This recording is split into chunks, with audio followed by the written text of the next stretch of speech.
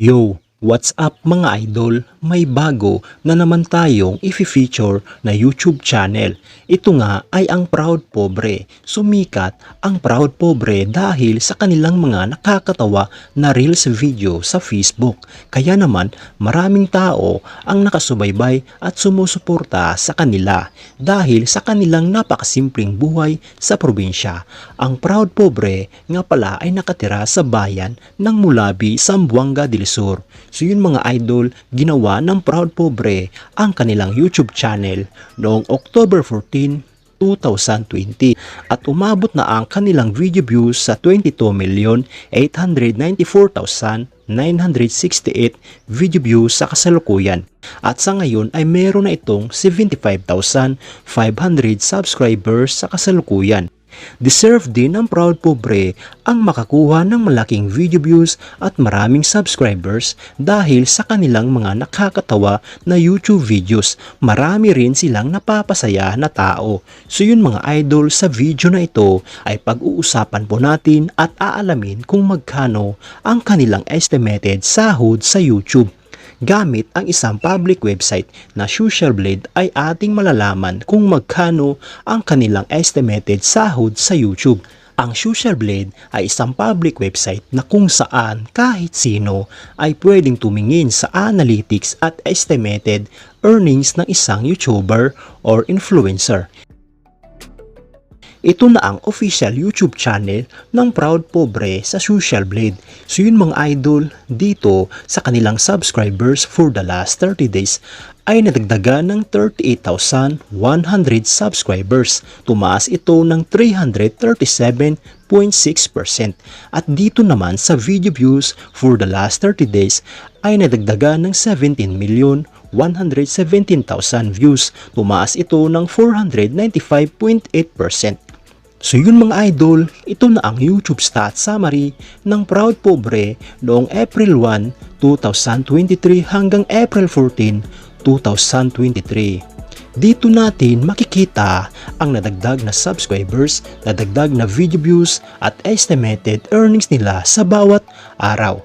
Pero ang titingnan natin dito ay ang daily average at weekly average. At disclaimer lang mga idol, ang impormasyon na inyong makikita ay isang estimated earnings lamang dahil si Social Blade ay nagbabase lamang sa views ng bawat video. So yun mga idol, umpisahan natin sa daily average. Dito sa lowest na meron silang estimated na 143 US dollars. Ang 143 US dollars sa Philippine peso ay nasa 7,865 pesos. Ito ang kanilang posibleng kikitain sa loob ng isang araw sa lowest average. At dito naman sa highest na meron silang estimated na 2,300 US dollars. Ang 2,300 US dollars sa Philippine peso ay nasa 126,500 pesos. Ito naman ang kanilang posibleng kikitain sa loob ng isang araw sa highest average. So yun mga idol, bago natin ipagpatuloy ang video na ito, kung nagustuhan mo ang video na ito, ay pwede ba akong makakuha ng isang like at isang subscribe sa iyo? So yun mga idol, maraming salamat. At yun na nga mga idol, dito naman tayo sa weekly average. Dito sa lowest na meron silang estimated na 998 US dollars. Ang 998 US dollars sa Philippine peso ay nasa 54,890 pesos. Ito naman ang kanilang posibleng kikitain sa loob ng isang linggo sa lowest average. At dito naman sa highest na meron silang estimated na 16,000 US dollars. Ang 16,000 US dollars sa Philippine peso ay nasa 880,000 pesos.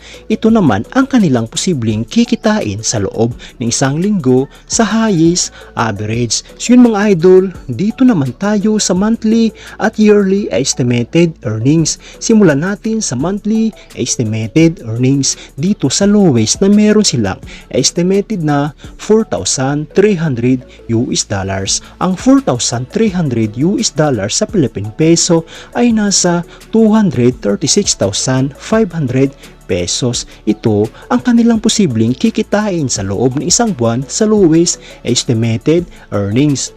At dito naman sa highest na meron silang estimated na 68,500 US dollars. Ang 68,500 US dollars sa Philippine peso ay nasa 3,767,500 pesos. Ito naman ang kanilang posibleng kikitain sa loob ng isang buwan sa highest estimated earnings. So yun mga idol, dito naman tayo sa yearly estimated earnings. Dito sa lowest na meron silang estimated na 51,300 US dollars. Ang 51,300 US dollars sa Philippine peso ay nasa 2,821,500 pesos. Ito ang kanilang posibleng total na kinita sa loob ng isang taon sa lowest estimated earnings. At dito naman sa highest na meron silang estimated na 821,600 US dollars. Ang 821,600 US dollars sa Philippine peso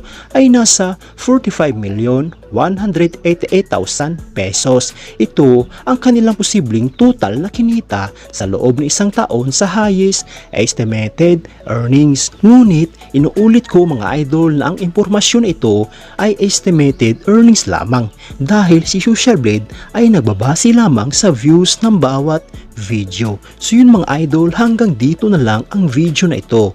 At kung nagustuhan mo ang video na ito, ay pwede ba akong makakuha ng isang like at isang subscribe sa iyo? So yun mga idol, maraming salamat sa panonood.